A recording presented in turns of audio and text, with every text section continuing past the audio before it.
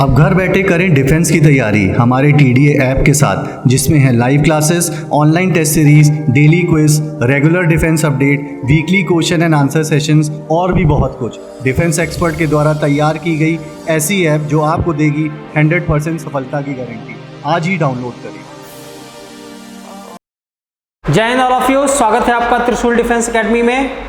Sample paper for NDA 2020 आज से हम शुरू करने जा रहे हैं, ठीक है, जो कि आपके अपकमिंग एग्जामिनेशन के लिए काफ़ी बेनिफिशियल होने वाला है। तो बिल्कुल इसको ध्यान से देखेंगे और इसी तरह के काफ़ी सारे वीडियोस हम फर्दर लाने वाले हैं। क्वेश्चन नंबर 1 से शुरुआत करते हैं। आजकल हम जो पहला क्वेश्चन है वो दिख रहा है, कोप्लानर है। कोप्लानर जब होता है तो अगर इसमें कोई वेक्टर रूल लग रहा है कोप्लानर के लिए, तो उसमें हम जब डिटर्मिनेंट निकालते हैं, जनरली हम ये देखते हैं कि वेक्टर सॉल्व करने के लिए डिटर्मिनेंट को हम यूज करते हैं। तो डिटर्मिनेंट या सारणिक जो हम उपयोग में लाएंगे, वो डिटर्मिनेंट या सारणिक की वैल्यू अगर 0 आ रही है तो कोप्लानरिटी हम आसानी से प्रूफ कर सकते हैं। एक तलीय इसकी हिंदी होती है, तो कोप्लानर या एक तलीय है, इसको हम आसानी से प्रूफ कर सकते हैं। तो फिलहाल यहाँ पे मैं जो गिवन क्वेश्चन है उसको डिटर्मिनेंट के फॉर्म में लिखने जा रहा हूँ। 2 है हमारे पास, -1 है, फिर 1 है, 1 है, 2 है, -3 है, 3 है, m है और 5 है। ठीक, अगर हमारा ये डिटर्मिनेंट 0 हो जाए तब ये कोप्लानर होगा, ये रूल है। तो इसको हमने 0 किया और कोप्लानरिटी को हम प्रूफ करने के लिए 0 किया, और इससे हम m को आसानी से निकाल सकते हैं। इस डिटर्मिनेंट को हल करेंगे, m हमारा निकल जाएगा 10 + 3m minus will give you the +1, 5 + 9 +1 m -6, बहुत ईजी चीज़ है, सबको मालूम होगा। 26m 14 m -6 = 0।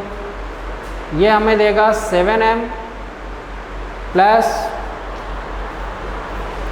28 = 0। 7m - 28 ये कैंसिल हो जाएगा। फाइनली m हमारा -4 आ चुका है। तो ऑप्शन नंबर C हमारा करेक्ट है। हमारा जो C ऑप्शन है इस प्रश्न के लिए वो करेक्ट है। अब हम चलते हैं दूसरे प्रश्न पे। दूसरा प्रश्न भी वेक्टर से लिया गया है।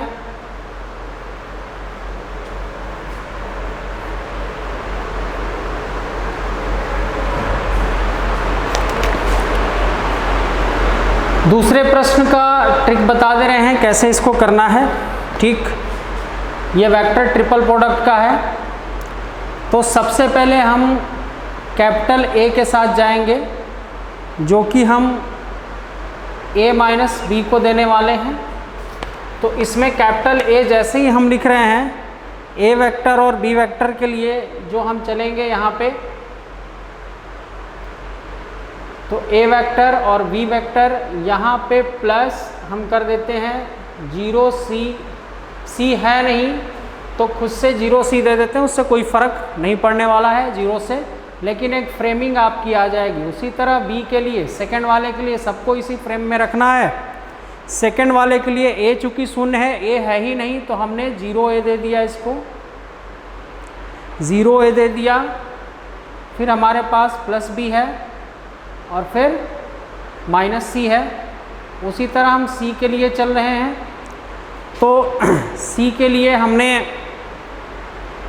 -A को पहले लिख लिया, और चूँकि B में है ही नहीं तो 0B लिख दिया, और C के लिए हमने +C लिख दिया। ठीक, इस फ्रेमिंग में हमने कर दिया तीनों को। अब रूल ये कहता है कि ये इस फ्रेम में आ जाएगा, ठीक, वेक्टर ट्रिपल प्रोडक्ट। इसके बाद आपको क्या करना है कि यहाँ से ए, बी और सी ऐसे ले लेना है। उसके बाद अंदर के डिटर्मिनेंट को हल कर देना है।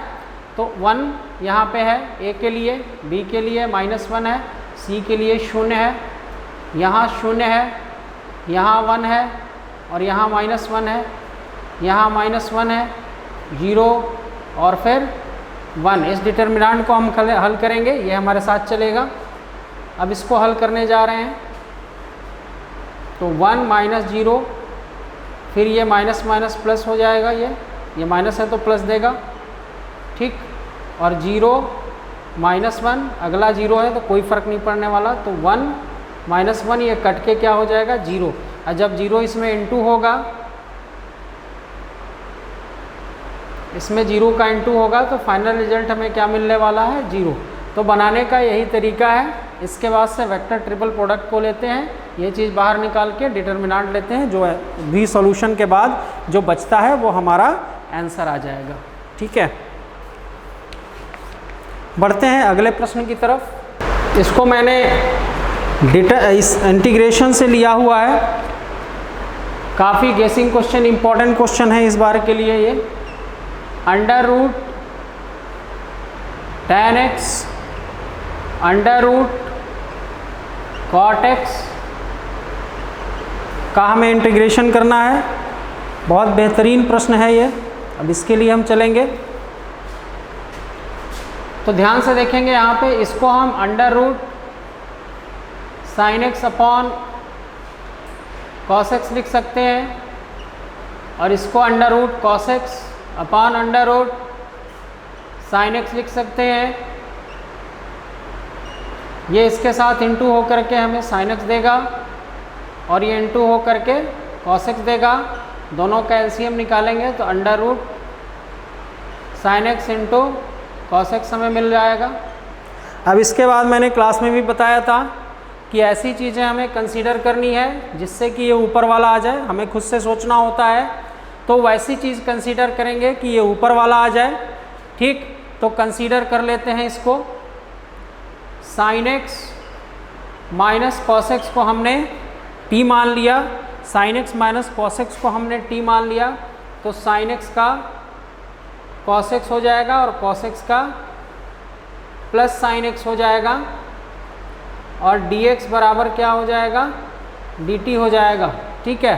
तो इसके जगह पे तो हम रख सकते हैं, लेकिन इसके जगह पे क्या रखेंगे, इसके लिए हमें क्या करना है, इसको वर्क करना है।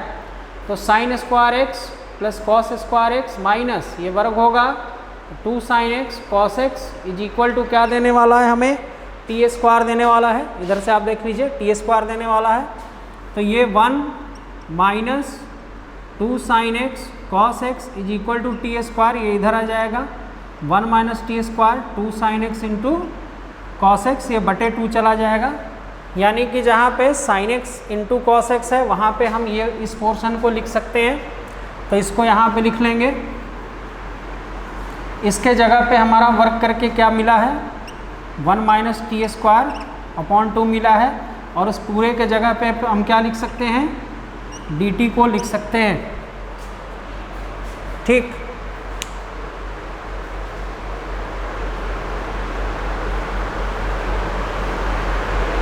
अब हम इस रूट को ऊपर ले आएंगे, √ हो जाएगा dt √ 1 minus t square. Final result हमें मिलेगा √ तो ये sine inverse t plus c हो जाएगा, √ तो और साइन इनवर्स t के जगह पे हमने क्या माना था sin x minus cos x माना था, तो यहाँ पे क्या आ जाएगा sin x minus cos x plus c, ये हमारा फाइनल रिजल्ट आ जाएगा। तो ए हमारा ऑप्शन, इस जो क्वेश्चन है इसके लिए हमारा ए ऑप्शन राइट है, बिल्कुल सही है।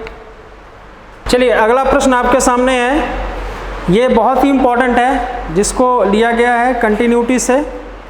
तो कंटिन्यूटी से अगले दो प्रश्न हैं, चौथे और पाँचवें, 4th एंड 5th, ये दोनों कंटिन्यूटी के ही हैं। ये एक बार आ भी चुका है ये प्रश्न, इस बार के लिए काफ़ी इम्पोर्टेंट क्वेश्चन है ये। तो चौथे प्रश्न को देखते हैं। कंडीशन दी हुई है alpha cos x pi minus 2x कब हमें लेना है, जब 90 डिग्री के इक्वल नहीं है और 3 पे एग्जैक्ट फंक्शन की वैल्यू हो जाएगी। जब 90 पे है तो एग्जैक्ट फंक्शन की वैल्यू क्या हो जानी है, 3 हो जानी है। ठीक, तो कह रहा है कि is continuous at x equal to 2। तो कंटिन्यूअस तो है किस पे, 90 पे, यानी कि 90 पे सतत है। तो अगर ये तय है कि देखो इसके लिए शॉर्ट ट्रिक भी बताया था कि ये तय है कि अगर कंटिन्यूअस है, अगर वो सतत है तो लिमिट एग्जिस्ट कर रही है, 100% है कि लिमिट एग्जिस्ट कर रही है। तो ये शॉर्ट ट्रिक बताया था कि लिमिट एग्जिस्ट कर रही है तो आप कोई भी रूल लगा सकते हैं, लॉपिटल को लगा सकते हैं, एक्सपेंशन को लगा सकते हैं। तो लिमिट अगर एग्जिस्ट कर रही है तो सबसे पहला काम, पहली प्रायोरिटी हम क्या करेंगे, कंटिन्यूटी चूँकि चेक नहीं करनी है, ऑलरेडी ये बता चुका है कि कंटिन्यूअस है। तो सीधा सा एक रास्ता क्या बताया था मैंने कि कंटिन्यूअस तभी होगा जबकि लिमिट एग्जिस्ट करेगी, वो सिंपल सा रूल है। तो लिमिट हमारी कहीं ना कहीं एग्जिस्ट कर रही है, यानी कि अगर कंटिन्यूटी है तो लिमिट की भी एग्जिस्टेंस है, यानी कि लिमिट का सॉल्यूशन आएगा। तो इससे हम क्या करेंगे कि सीधे सीधे लॉपिटल लगा देते हैं, लॉपिटल हमारा एक लाइन में बना देगा। तो लिमिट को हम एग्जिस्ट मान लेते हैं और लिमिट हमारा एग्जिस्ट किस पे करेगा, 90 पे। कंटिन्यूअस 90 पे है तो लिमिट एग्जिस्ट भी 90 पे करेगा। यहाँ हम लॉपिटल लगाने जा रहे हैं और cos x का ddx क्या होगा, माइनस साइन एक्स, इसका 0 होगा, इसका यहाँ पे -2 हो जाएगा, ये और ये कैंसिल हो जाएगा। अब जैसे ही 90 रखेंगे α/2 हमें मिल जाएगा, साइन 90 1 हो जाएगा। अब ये α/2 किसके ठीक बराबर होगा, 3 के, क्योंकि क्या है, कंटिन्यूअस है। तो कंटिन्यूअस है तो लिमिट एग्जिस्ट कर रही है तो वो इक्वल भी हो जाएगी फंक्शन के। कंटिन्यूटी की यही रूल है, लिमिट एग्जिस्ट करनी चाहिए और फंक्शन के इक्वल होनी चाहिए। तो α/2 विच इम्प्लाई दैट अल्फ़ा की हमें वैल्यू मिल चुकी है, अल्फ़ा की वैल्यू क्या आ चुकी है, 6 आ चुकी है। तो पहला हमारा चौथा जो है, चौथे का जो ऑप्शन है, तो चौथे का ऑप्शन है ए। ठीक, अब हम आगे बढ़ते हैं। पांचवा प्रश्न इसी के अंतर्गत आ रहा है। पांचवा प्रश्न कह रहा है कि 0 पे क्या होगा फंक्शन का वैल्यू। तो 0 पे हम देख लेते हैं। तो हम 0 पे चेक कर लेते हैं, लिमिट x टेंड्स टू 0, हमें इसको रख देना है alpha cos x pi minus 2x। तो किसी भी लिमिट को हल करते समय सबसे पहली प्रायोरिटी होती है कि हम उसको चेक करते हैं कि वाकई वो 0/0 फॉर्म में है भी या नहीं है। ठीक है, अनडिफाइंड फॉर्म में है अथवा नहीं है। तो जैसे ही हमने इसको 0 यहाँ पे रखा, cos 0 1 हो जाएगा, यहाँ 0 लेंगे तो α/पाई हो जाएगा, यानी कि ये 0/0 फॉर्म में है ही नहीं। तो लिमिट डायरेक्टली रख के हल हो जाएगा। अल्फ़ा की वैल्यू अभी अभी हम निकाल चुके हैं 6, तो 6 हो गया, 6/5, यानी कि आपका डी वाला ऑप्शन इस प्रश्न के लिए सही हो जाएगा। ठीक, बढ़ते हैं अगले प्रश्न की तरफ जो हमारा आज का छठा प्रश्न है।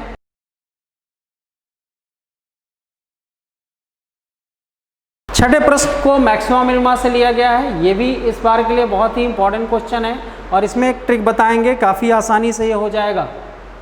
तो x + y = 12 है। तो कह रहा है कि इन दोनों का प्रोडक्ट मैक्सिमम हमें लेना है। ठीक है, तो मैक्सिमम प्रोडक्ट की वैल्यू कितनी होगी। ठीक है, प्रोडक्ट मैक्सिमम कब होगा, तो इसके लिए शॉर्ट ट्रिक बताएंगे, बिल्कुल बताएंगे। बट अभी जो है हम देख लेते हैं कि ये बनता कैसे है। ठीक, तो सबसे पहले हम y को यहीं छोड़ेंगे तो 12 - x हो जाएगा। ठीक, इसके बाद हम प्रोडक्ट को लेते हैं, प्रोडक्ट x × y हो जाएगा। तो प्रोडक्ट x y के जगह पे 12 - x हो जाएगा। प्रोडक्ट = 12x - x², इसको हम डिफ्रेंशिएट करेंगे 12 - 2x और इसको 0 रखेंगे, 12 - 2x 12 2x और x की वैल्यू कितनी आ गई, 6। अब हमको चेक करना होता है तो हम इसको डबल डिफ्रेंशिएट करते हैं। तो डबल डिफ्रेंशिएशन जैसे ही करेंगे हमारा क्या आ जाएगा, नेगेटिव आ जाएगा। ये एक ही वैल्यू नेगेटिव आ रही है, यानी कि ये 0 से कम है। तो हमें अच्छी तरह मालूम है 0 से कम पे क्या आता है, मैक्सिमा आता है, यानी कि x की वैल्यू कितनी आ गई, 6। अगर हम x की वैल्यू यहाँ पे 6 रखेंगे तो y की वैल्यू भी 12 माइनस 6 कितनी आएगी, 6 आएगी, यानी कि प्रोडक्ट इसका कितना जाएगा, 6 गुणा 6, यानी कि 36 आपका आंसर हो जाएगा इस प्रश्न के लिए, अगर हम मैक्सिमम मिनिमम से बना रहे हैं। बिल्कुल, तो ऑप्शन बी हमारा बिल्कुल सही है। लेकिन इतना समय बर्बाद करने की कोई ज़रूरत नहीं है, इसका शॉर्ट ट्रिक मैं बता देता हूँ, सीधा सीधा शॉर्ट ट्रिक है, वहाँ से बन जाएगा।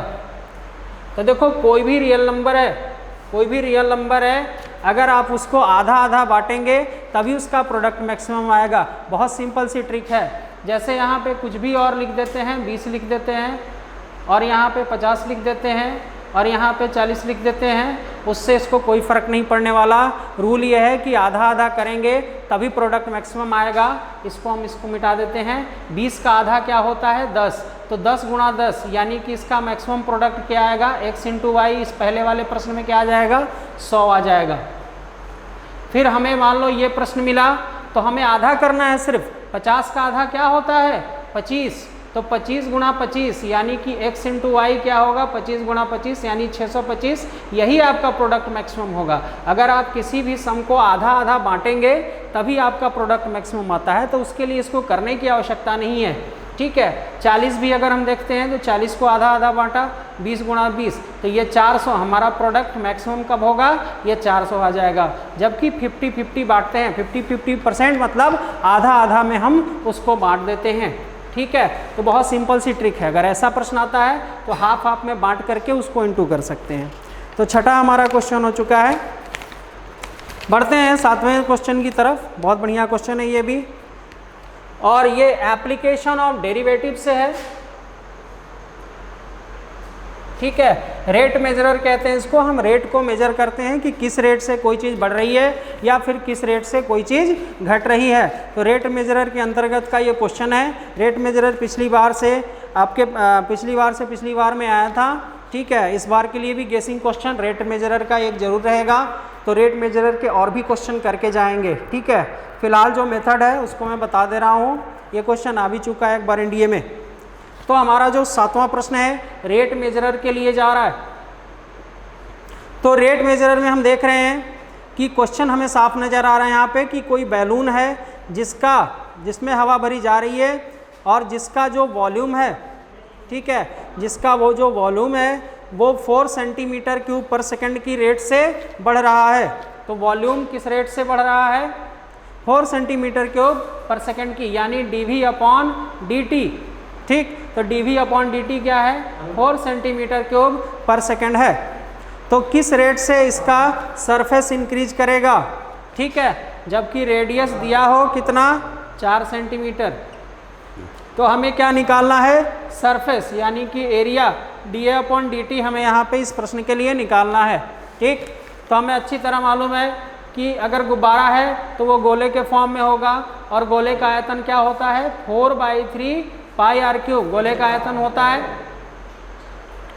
dv अपॉन dt हमने लिया, d upon dt 4/3 pi r cube, 4/3 pi 3r square dr बटे dt। ठीक, अब यहाँ से हम देख रहे हैं कि ये वाला पोर्शन हमारा कट जा रहा है, और अगर हम r के जगह पे 4 दिया हुआ है, प्रश्न में ही 4 है, तो ये लगा दिया, और dr अपॉन dt। अब हमें ये चीज़ दिख रही है यहाँ पे कि वॉल्यूम में जो इंक्रीजमेंट की दर है वो कितनी है, 4।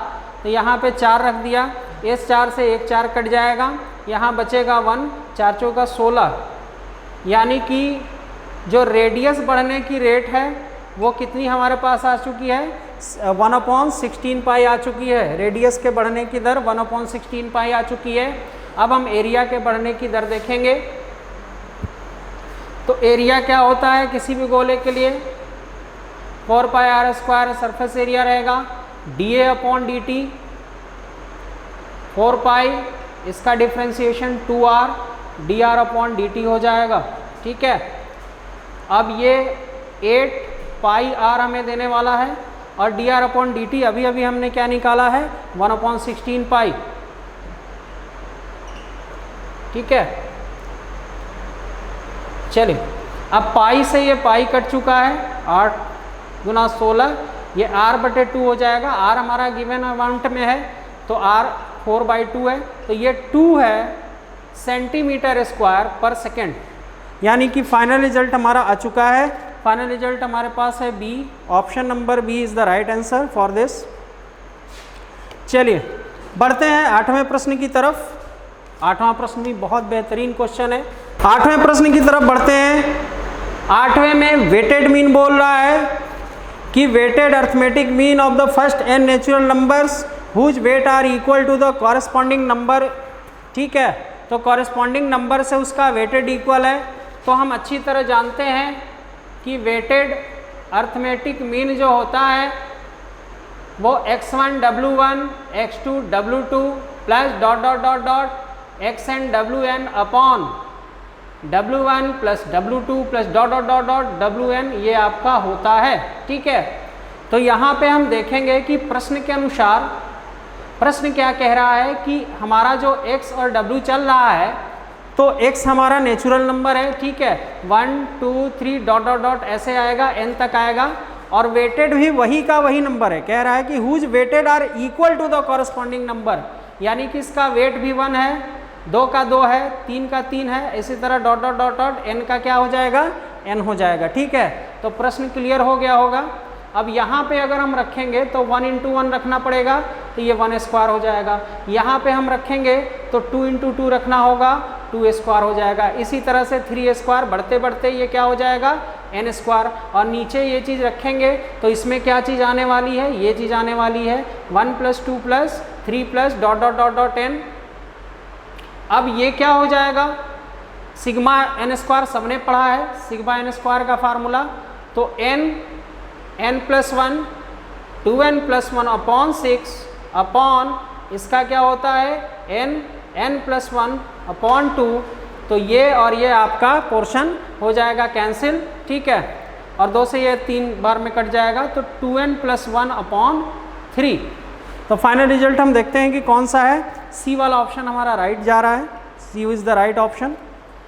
ठीक, अगले प्रश्न की ओर बढ़ते हैं। अगला प्रश्न एरिया अंडर कर्व से दिया गया है। एरिया अंडर कर्व का एक क्वेश्चन आता है, इस बार के लिए गेसिंग क्वेश्चन है, और यहाँ पे सुपर ट्रिक लगने वाली है। What is the area enclosed by the curve. ठीक है, 2x² + y² = 1। हमारा कर्व यहाँ पे क्या है, एक दीर्घवृत्त है, एक इलिप्स है। ठीक है, तो जब भी इलिप्स में आता है हम इलिप्स को पहले इसके स्टैंडर्ड रूप में ले लेते हैं। ठीक, a² होना चाहिए तो √2 का होल स्क्वायर हो जाएगा, 1 का होल स्क्वायर हो जाएगा। ये अब हमारा स्टैंडर्ड रूप में आ चुका है। स्टैंडर्ड रूप इलिप्स के लिए क्या है, ठीक, स्टैंडर्ड रूप यही है। अब जिस तरह से यहाँ ट्रिक बता दे रहे हैं, पूरा एरिया निकालोगे तो काफ़ी समय लगेगा। तो सुपर ट्रिक, शॉर्ट ट्रिक क्या है, शॉर्ट ट्रिक ये है कि जिस तरह किसी सर्किल का कोई रेडियस दिया होता है तो सर्किल का एरिया हम क्या निकालते हैं, πr² निकालते हैं सर्किल का रेडियस अगर दिया हुआ होता है तो। उसी तरह अगर कोई इलिप्स है, इलिप्स में a और b अगर दिया हुआ है, ठीक, मेजर और माइनर एक्सिस दिए हुए हैं, तो उस केसेस में क्या लेंगे, उस केसेस में जो इलिप्स होता है दीर्घवृत्त होता है, तो दीर्घवृत्त का जो एरिया का सूत्र होता है वो होता है πab। ये शॉर्ट ट्रिक में डायरेक्ट फार्मूला लगा देंगे। ठीक है, इसका जो भी एरिया होगा वो क्या हो जाएगा, πab हो जाएगा। शॉर्ट ट्रिक फार्मूला तुरंत लगाएंगे, इसको बनाने की कोई आवश्यकता नहीं है। तो पाई a कितना है हमारा, देखते हैं यहाँ से, a² से हम तुलना करेंगे, a 1/√2 है, इनटू हमारा b क्या है, हमारा b 1 है। तो बहुत ही आसानी से π/√2 ये आपका आ जाएगा, बहुत ही ईजिली आपका π/√2 ये चीज़ आ जाएगी। चलिए फिलहाल यहाँ पे ऑप्शन नंबर डी हमारा सही है। चलिए आगे बढ़ते हैं क्वेश्चन नंबर 10 पे। ये हमने प्रोबेब से लिया है एक क्वेश्चन। ठीक है, लगातार हम और भी प्रोबेब के क्वेश्चन को देते जाएंगे, ये बहुत ही बढ़िया क्वेश्चन है। अगला हमारा प्रोबेब से आया है, 8 कॉइन्स आर टॉप्ड, जिसमें 8 सिक्कों को उछाला जाता है, कम से कम आपके 6 हेड आने की क्या प्रायिकता है, यानी कि प्रोबेबिलिटी वो निकालनी है कि कम से कम आपका 6 हेड आए। ठीक है, तो चलिए इसको करते हैं। 8 coins are tossed, probability of getting at least 6 heads. तो n कितना है, 8 है, ठीक। तो फार्मूला इसका बताया जा चुका है, फार्मूला डिस्ट्रीब्यूशन का होता है, प्रोबेबिलिटी डिस्ट्रीब्यूशन का। वही फार्मूला लगाएंगे, NCR PR Q n minus r, ठीक है। तो कम से कम 6, एटलीस्ट 6 हेड्स, कम से कम 6 शीर्ष आए, एटलीस्ट 6 हेड आए, कम से कम 6 हेड आए, तो 6 से ही शुरुआत करेंगे। 8C6, ठीक है। एक हेड आने की प्रायिकता हाफ होती है, हेड ना आने की भी हाफ होती है, तो यहाँ हाफ रखेंगे और R के प्लेस पे 6 रखेंगे, फिर हाफ रखेंगे और फिर 2 रखेंगे। प्लस हो सकता है मिनिमम, मैंने बोला था कि कम से कम में क्या करना है, कम से कम में वहाँ से शुरू करके लास्ट तक में चलना है। तो 6, 7 और फिर हम 8 तक में जाएंगे, तो 7 वाले में जाएंगे, ठीक है। तो 7 यहाँ पे हो जाएगा और यहाँ पे हाफ हो जाएगा, और फाइनली जब हम 8 के लिए जाएंगे तो ये 8 हो जाएगा, ठीक है। तो कम से कम 6 हेड की यही कंडीशन है, 6 हो, 7 हो या फिर 8 हो, ठीक है। अब इसमें से हमारा कॉमन क्या जा रहा है, ये चीज़ कॉमन जा रही है, ठीक। तो 8C6 plus 8C7 plus 8C8 हम ले लेंगे, ठीक। 8C6 को हम निकाल लेते हैं यहाँ पे, 8 फैक्टोरियल, 6 फैक्टोरियल, 2 फैक्टोरियल, 8 7 6 फैक्टोरियल, 6 से 6 ये कट चुका है, ये 28 हो जाएगा। तो यहाँ हमें 28 मिलेगा और यहाँ 8 मिल गया, यहाँ 1 मिल गया, ठीक है। और तो ये हो जाएगा 8 1 9 37, ये हो जाएगा, और 37 और ये 256 हो जाएगा। तो 37/256, यहाँ पे हमारा C वाला ऑप्शन बिल्कुल राइट हो गया। तो आज के लिए हम इसको एंड करते हैं। नेक्स्ट हम और भी सैम्पल पेपर्स के साथ अन्य वीडियोस को हम लेकर के आएंगे। तब तक के लिए जय हिंद। अब घर बैठे करें डिफेंस की तैयारी हमारे TDA ऐप के साथ, जिसमें है live classes, online test series, daily quiz, regular defence update, weekly question and answer sessions और भी बहुत कुछ। डिफेंस एक्सपर्ट के द्वारा तैयार की गई ऐसी ऐप जो आपको देगी 100% सफलता की गारंटी। आज ही डाउनलोड करें।